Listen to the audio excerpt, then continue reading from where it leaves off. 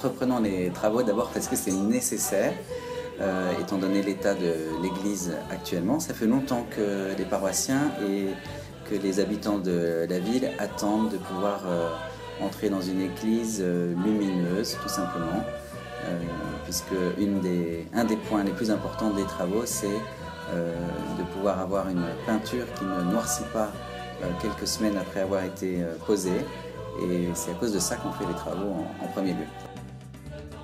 Nous avons, lors d'un week-end, proposé à chaque paroissien de s'exprimer, de dire comment ils voyaient leur église, comment ils l'aimaient, comment ils voyaient des points d'amélioration à apporter. Et de toutes ces attentes, nous avons monté un cahier des charges que nous avons proposé à 4 architectes qui ont concouru et qui nous ont proposé chacun leur projet. Ces travaux, pour moi, ne sont pas d'abord ou seulement une rénovation, mais c'est d'abord de pouvoir proposer aux personnes une église qui soit une maison de prière, comme dit le prophète Isaïe, que ma maison soit une maison de prière. Une maison, dit le prophète Isaïe, pour tous les peuples. C'est la lecture de ce jour, il se trouve. Et donc mon objectif à travers ces travaux, c'est de pouvoir proposer une belle maison de prière qui donne envie de prier, et une maison de prière qui attire tout un chacun, quelle que soit leur religion d'ailleurs, ou leur pratique, mais que chacun puisse trouver un lieu de rencontre avec Dieu. Nous allons pouvoir commencer dans la deuxième semaine du mois de février. Avant cela, il y aura une première phase qui va commencer par la mairie, parce qu'il faut savoir que le bâtiment appartient à la mairie et qu'ils ont des travaux à faire. Ils vont commencer par les caves dès janvier, avant de poursuivre par les murs et la voûte dans le courant de l'année.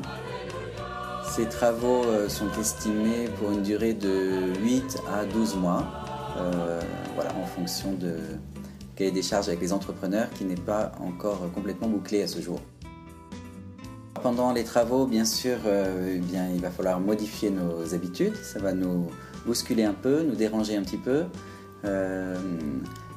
Il est certain que pendant la semaine, l'église sera consacrée aux travaux et qu'on ne pourra pas y avoir accès.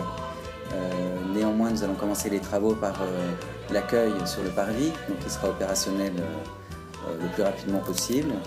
Et puis, nous allons mettre une chapelle, créer une petite chapelle de semaine dans la maison paroissiale pour pouvoir continuer notre vie liturgique hebdomadaire.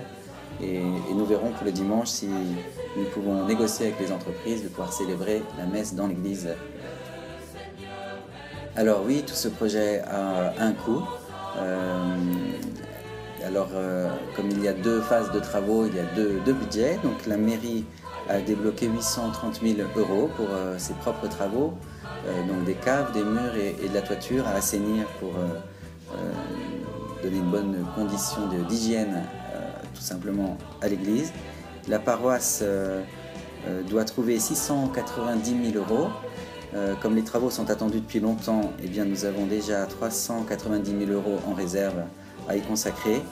Et à partir de maintenant, on commence cette campagne d'appel aux dons pour 150 000 €. Et j'ai commencé déjà la première grande présentation aux paroissiens le week-end dernier. Et j'ai déjà reçu des dons, donc je vois que ça correspond vraiment à un désir des paroissiens.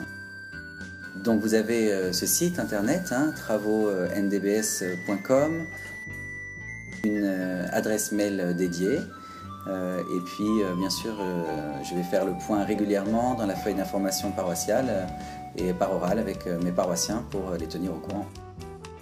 Oui, vous savez bien que c'est difficile de prévoir tous les détails, et donc toutes les Pères Dieu sont bienvenus pour nous donner des idées, et les oreilles aussi pour écouter ce qui pourrait en avoir. Moi, ce que je trouve extraordinaire pour un nouveau jeune curé comme moi, c'est de pouvoir adapter l'Église au projet pastoral qui a été défini avec l'équipe d'animation pastorale.